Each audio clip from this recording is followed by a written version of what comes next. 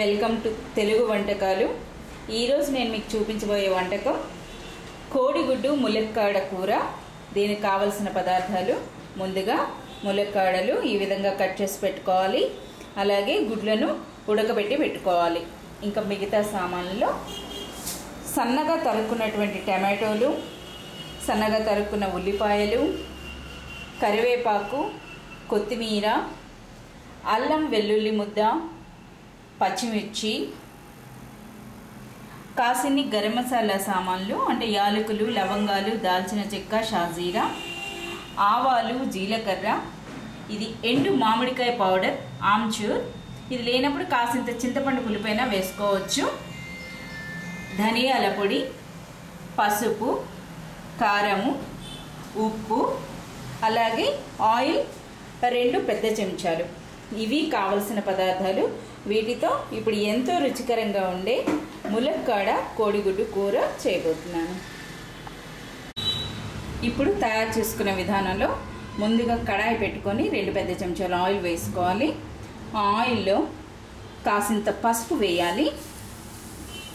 పసుపు వేసినాక ఈ ఉడకబెట్టిన కోడిగుడ్లను చిన్న చిన్న ఘాట్లు పెట్టుకొని ఈ ఆయిల్లో కాసింత వేసుకోవాలి. అలా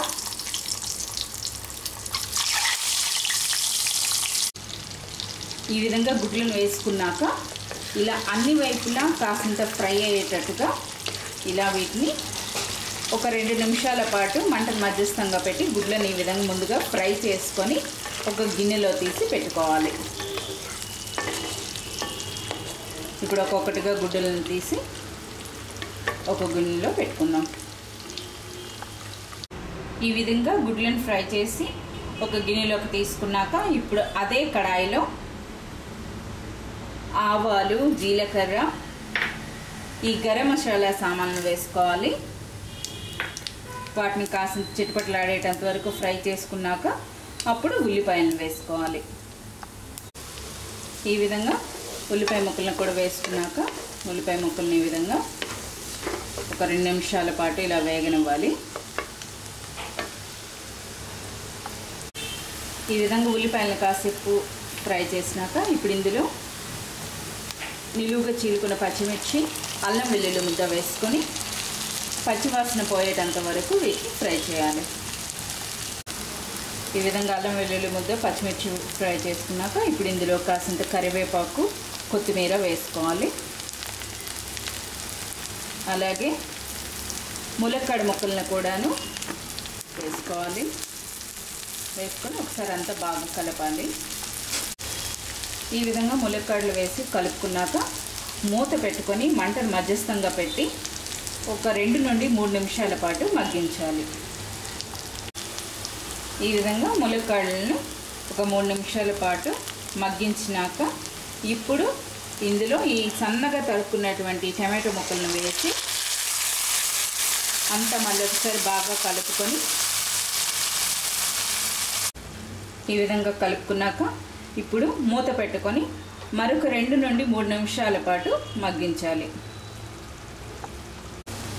ఈ విధంగా టమాటాలను ఒక 3 నిమిషాల పాటు అన్నీ కలుపుకొని మగ్గించినాక ఇప్పుడు ఇందులో పసుపు, రుచికి సరిపడా ఉప్పు, కారము, ధనియాల పొడి, అలాగే మామిడికాయ పౌడర్, ఎండు మామిడికాయ పౌడర్ ఆమ్చూర్. ఇది లేనప్పుడు మనం కాసింత చింతపండు పులుపు వేసుకున్నా సరిపడుతుంది. లేదా టమాటాలను కాస్త ఎక్కువ వేసుకున్నా కూరకు సరిపడా పులుపు వస్తుంది. ఇవన్నీ వేసుకున్నాక ఇప్పుడు ఒకసారి అంతా బాగా కలుపుకోవాలి. ఈ విధంగా మొత్తం అంతా బాగా కలుపుకున్నాక ఇప్పుడు మనము ఫ్రై చేసి పెట్టుకున్నటువంటి గుడ్లు వేసుకొని కూరకు సరిపడా నీళ్లు పోసుకోవాలి.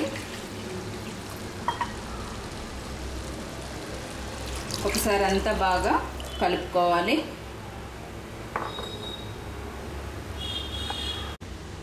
ఈ విధంగా నీళ్లు పోసుకొని కలుపుకున్నాక ఇప్పుడు మూత పెట్టుకొని కూరని ఒక 4 నుండి 5 నిమిషాల పాటు ఉడికించుకుంటే ఎంతో రుచికరంగా ఉండే ములక్కాడ కోడిగుడ్డు కూర రెడీ అవుతుంది.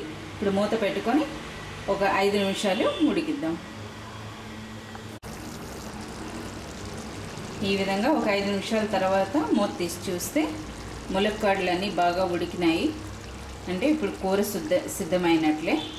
ఇప్పుడు చివరగా సన్నగా తరుక్కున్నటువంటి కొత్తిమీర కరివేపాకును వేసుకొని స్టవ్ బంద్ చేసుకుంటే ఎంతో రుచికరంగా ఉండే కోడిగుడ్డు ములక్కాడ కూర సిద్ధమైంది.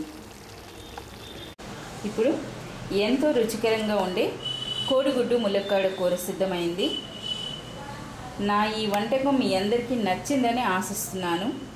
మీకు నచ్చినట్లయితే మీ సలహాలు సూచనలు పంపగలరు.